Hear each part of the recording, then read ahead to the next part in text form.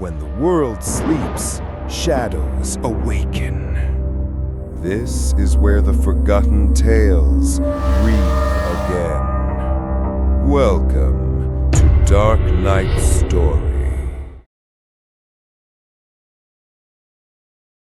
The first accounts of the Phantom date back to the 1960s. Truckers driving long hauls reported seeing a girl in her early 20s standing on the shoulder of the highway. She was pale, with long dark hair plastered to her face by the rain. Her dress, always described as light-colored, sometimes white, sometimes pale blue, soaked through and clinging to her body. Some said she looked like she had been in an accident.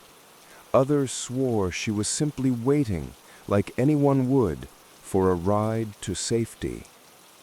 But each account ended the same way.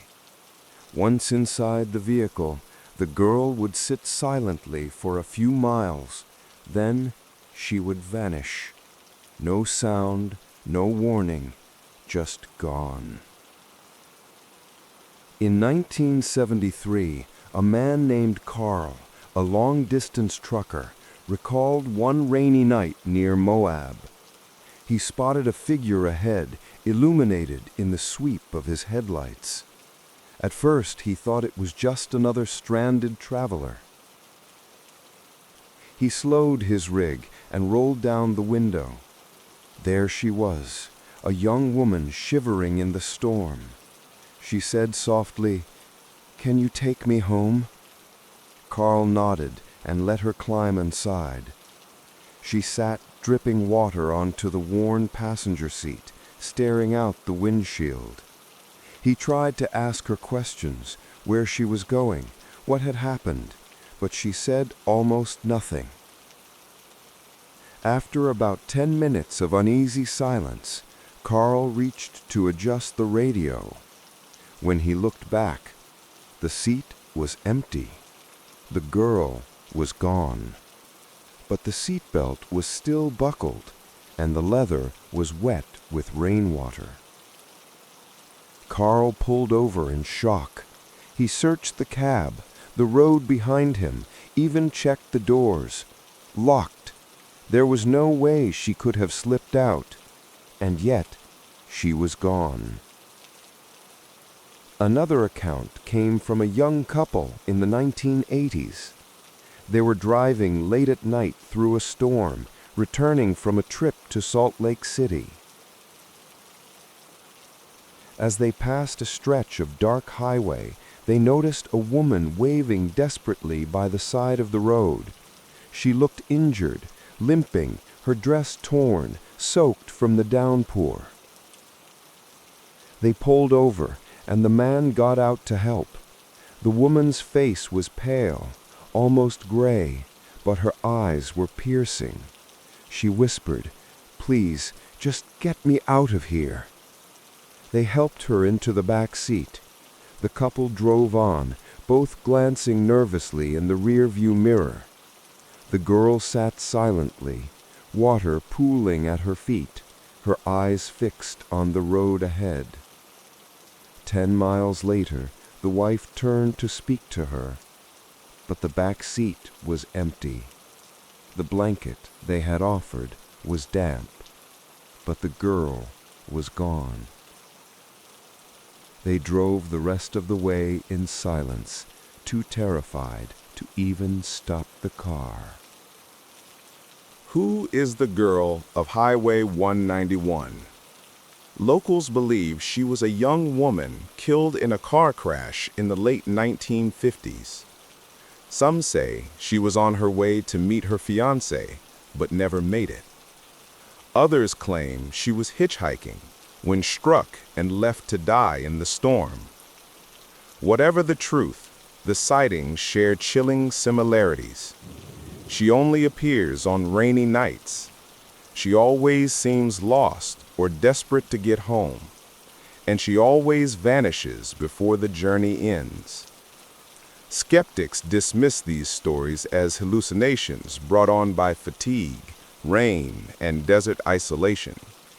But even police reports exist, documenting drivers who swore they gave a young woman a ride, only to have her disappear. In the early 2000s, a college student named Marissa was driving alone through Utah after visiting friends. A thunderstorm rolled in, making visibility nearly impossible. That's when she saw the girl, soaked to the skin, waving frantically. Marissa pulled over. The girl leaned in through the passenger window and asked, "Can you take me to Monticello?" Her voice was faint but urgent. Marissa agreed. The girl climbed in, and for several miles they drove in silence. Marissa glanced at her, noticing the old-fashioned style of her dress, something out of another decade. Then, without warning, the girl whispered, "Thank you." When Marissa looked back, the seat was empty. Later, when Marissa told locals about the encounter, they simply nodded. They said, "You saw her, the hitchhiker of Highway 191.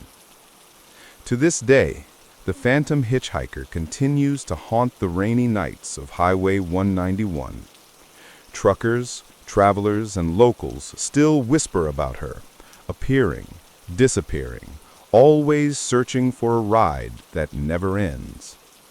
So, if you ever find yourself driving that lonely Utah highway, with rain lashing against your windshield, keep your eyes on the roadside. You may see her there, waiting.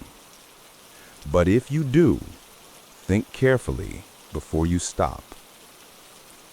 Next story. Dartmoor is a place of shadows, a windswept wilderness of rolling fog, endless roads, and ancient legends. But since the 1970s, one story has stood out above the rest. Travelers speak of a figure, tall, faceless, wrapped in a long raincoat, who appears suddenly on the dark roads of Dartmoor. They call him the Raincoat Man.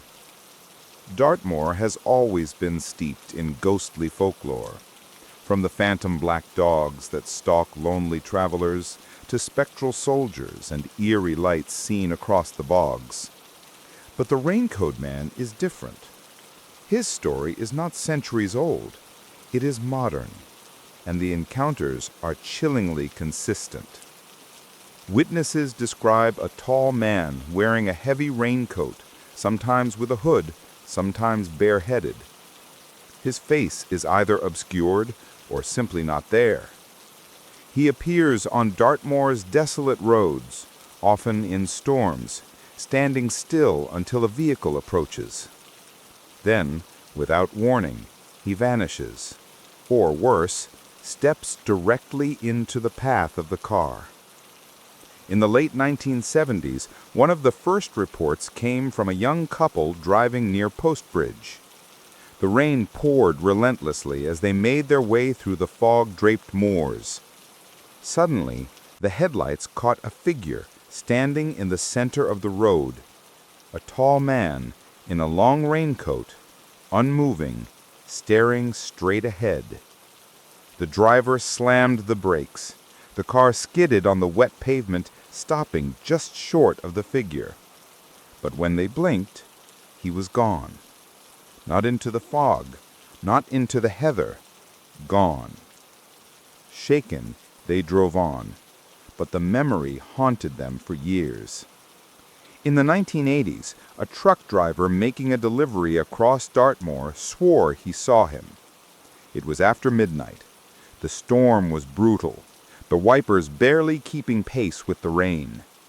Then, there he was, the Raincoat Man, standing on the roadside. The driver slowed, thinking perhaps it was a stranded traveler. But as the truck drew closer, the figure turned his head. The driver realized there were no features, no eyes, no mouth, no face. Horrified, he pressed the accelerator, but the figure stepped directly into the road. The truck passed through him without resistance, and the driver felt a chill colder than the storm itself. Who is the Raincoat Man? Locals whisper theories. Some believe he was a motorist killed in a tragic accident on the Moor roads decades ago. Others say he was a farmer lost in a storm, his body never recovered. And there are those who insist he is something older, a spirit of the moors, wearing the guise of a man, feeding on fear. Skeptics argue the sightings are nothing but tricks of fog, headlights, and exhaustion. But the consistency of the reports, the raincoat, the facelessness, and the sudden vanishing, makes the legend difficult to dismiss. In 1996, a man named Peter was driving alone after a late night at work. The road was nearly empty, shrouded in thick mist. As he rounded a bend, his headlights lit up a solitary figure in a raincoat, standing perfectly still. Peter slowed, wary. The figure raised an arm as though to flag him down. Against his better judgment, Peter pulled over. He leaned across to open the passenger door. But before he could unlock it, the man was suddenly gone. Not faded, not walked away, simply gone like smoke in the wind. When Peter stepped out into the rain, there were no footprints, only silence. The Raincoat Man has not faded into the past. Sightings continue into the 2000s and even the present day. Drivers, cyclists, and hikers still report glimpses of a tall man in a raincoat, appearing and disappearing along the moor roads. Always in storms, always faceless, always watching. Dartmoor has seen many legends, but the Raincoat Man remains one of its darkest. So if you find yourself on a lonely night drive through those fog-choked moors and the rain lashes your windshield, keep your eyes on the road ahead, because out there in the storm, he may be waiting, silent, faceless, the Raincoat Man of Dartmoor. Next story. Kyoto is a city of beauty. Temples, shrines, and narrow alleys steeped in centuries of history. But beneath the charm, there are shadows. And one of those shadows belongs to a child whose cries still echo in the night. The crying child of Kyoto Alley. Urban legends are everywhere in Japan. The slit-mouthed woman, the ghostly hitchhiker, the cursed phone call. But in Kyoto, since the 1980s, locals have whispered about a spirit far more unsettling. Residents of the old Gion and Higashiyama districts began reporting the same sound late at night, a child sobbing in a dark, narrow alley. The sound is faint at first, but grows louder as one approaches. And when the source of the crying is reached, there is nothing there. In 1983, a shopkeeper locking up late heard the cries of a young boy echoing from the alley behind his store. Concerned, he followed the sound. The crying grew louder, almost frantic, bouncing off the stone walls. When he reached the alley's end, he found only shadows. No child, no footsteps, just silence. But as he turned back, he felt a tug at the hem of his coat. When he looked down, there was no one, yet wet handprints, small as a child's, remained pressed against the fabric. In the early 1990s, a university student walking home through Gion took a shortcut. The streets were empty, lanterns flickering in the rain. Then she heard it, a child's cry, soft at first, then louder, urgent. She followed, her footsteps quickening as the sound led her into a tight, twisting alley. There, under a lone street lamp, she saw him. A small boy, maybe 6 years old, in a school uniform soaked with rain. He was facing the wall, his shoulders trembling as he sobbed. When she approached, the boy stopped crying. Slowly, he turned his head. His face was hollow. No eyes, no mouth, no features at all. The student screamed and ran, the sound of wailing chasing her until she collapsed outside her dormitory. Who is the crying child of Kyoto Alley? Some locals believe he is the ghost of a boy killed in a hit-and-run accident in the 1970s. Others say he drowned in one of the city's old drainage canals, his cries forever tied to the streets above. But there's another theory. Some claim he is not a child at all, but a yokai, a spirit that lures the living closer with the sound of innocence and suffering. And once you've heard his cries, he follows you, back to your home, back into your dreams. In 2004, a tourist couple from England stayed in a traditional inn near Higashiyama. Late at night, they awoke to the unmistakable sound of a child crying outside their window. Thinking it was a neighbor's child, they ignored it. But the crying grew louder and louder until it felt as though it was inside the room. The wife pulled back the curtains only to see the face of a child pressed against the glass. A face without eyes, without a mouth, only smooth skin.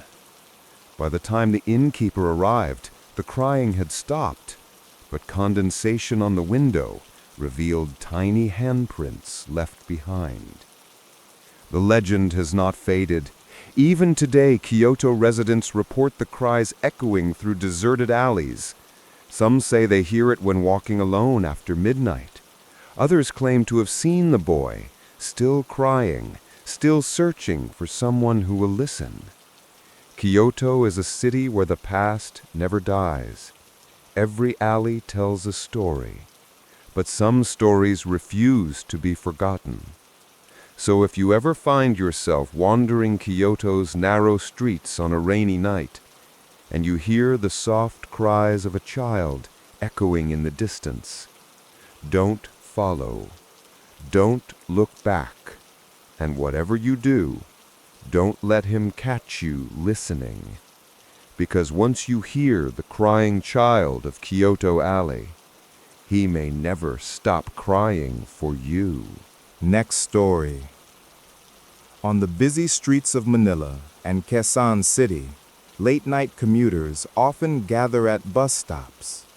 The neon lights, the hum of engines, and the quiet shuffle of tired workers waiting to go home. But there's one bus stop with a story unlike any other. A place where dozens claim to have seen something impossible. A crowd that gathers in the night only to vanish without a trace. This is the legend of the vanishing bus stop crowd. In the early 1990s, along a stretch of EDSA highway in Quezon City, rumors began to spread among night shift workers and jeepney drivers. Commuters reported something strange. At around midnight, when buses grew infrequent and the streets were nearly empty, some claimed to see a group of people standing at a particular bus stop. They looked like ordinary passengers, men in office attire, women with shopping bags, students with school uniforms, all waiting quietly, as if for a bus that never came. But those who dared to approach the crowd found nothing there. The figures dissolved into thin air, leaving behind only the sound of distant traffic. In 1992, A taxi driver pulled over near the stop, thinking a group of passengers was waiting. He saw nearly a dozen people, standing still, almost too still, their faces shadowed beneath flickering streetlights. He waved to them, rolled down his window, but no one moved. When he stepped out of the car, the figures began to blur, like smoke caught in the wind. Within seconds, the crowd was gone. The bus stop was empty. The driver later swore that his taximeter recorded a sudden drop in temperature, as though the air itself had turned icy cold. In 1998, a city bus driver experienced the phenomenon firsthand. Driving down EDSA during a storm, he spotted nearly 20 people huddled at the stop. He slowed, pulled over, and opened the doors. Not a single passenger boarded. Instead, he heard the sound of footsteps climbing into the bus, footsteps with no bodies attached. The weight of invisible passengers sank into the seats, and the air grew heavy with the smell of damp earth. Terrified, the driver shut the doors and sped away. When he glanced into the rearview mirror, the seats were empty, but faint handprints lingered on the fogged-up windows. Why does this bus stop attract such stories? Some locals say the crowd are victims of a horrific bus accident that occurred nearby in the late 1980s. A bus, overloaded with passengers, swerved during a rainstorm and overturned, killing almost everyone inside.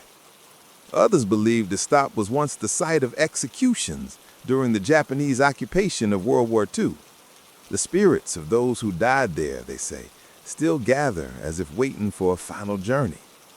Still others whisper of a curse, that the land itself holds restless energy, drawing lost souls to repeat their final routines.